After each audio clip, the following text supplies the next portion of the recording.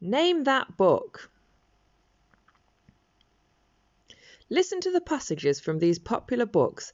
Can you tell us what each one is? First up is Mrs. Lily. Once there was a little girl called Sophie, and she was having tea with her mummy in the kitchen. Suddenly there was a ring at the door, and Sophie's mummy said, I wonder who that can be. It can't be the milkman because he came this morning, and it can't be the boy from the grocer's because this isn't the day he comes, and it can't be Daddy because he's got his keys. Let's better open the door and see. Next is Mrs. Cox. It was all dark. Everyone was in bed, so it must have been really late. But I got out of bed. I crept out of the door. There's always a creaky floorboard, isn't there? Past Mum and Dad's room. Careful not to tread on the bits of broken toys or the bits of Lego. You know what it's like treading on Lego with your bare feet. No! Shh. Downstairs, into the kitchen, open the cupboard, and there it is, all shining. So I take it out of the cupboard and I put it onto the table, and I see that there's a few crumbs lying on the plate. So I lick my finger and I wrung my finger all over the crumbs, scooping them up. I put them into my mouth. Oh, nice. And now for Mr. Hancock. George came up with the idea. Most superheroes look like they're flying around in their underwear, he said. Well, this guy actually is flying around in his underwear. The two boys laughed and laughed. Yeah, said Harold, he could fight with wedgie power. George and Harold spent entire afternoons writing and drawing their comic adventures. He was the coolest superhero ever. Next up, Miss Pope.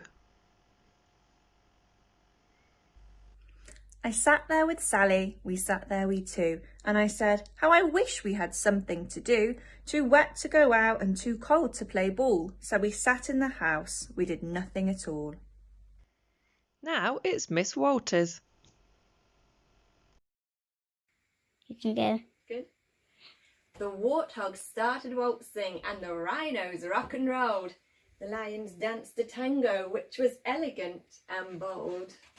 The chimps all did a cha-cha-cha with a very Latin feel, and 8 baboons then teamed up for a splendid Scottish reel. Gerald swallowed bravely as he walked towards the floor, but the lions saw him coming and they soon began to roar. Hey, look at clumsy Gerald! The animals all laughed.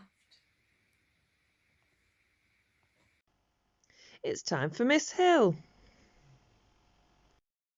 Hello everybody, here is a story that the children in F1 and F2 are very familiar with. This is how it starts. Some vegetables are frozen for a very good reason. Don't believe me? Then keep listening. It was night time in the supermarket and all was quiet. But crash! Bang! Something had escaped from the freezer. Something small and round and green. Something looking for trouble.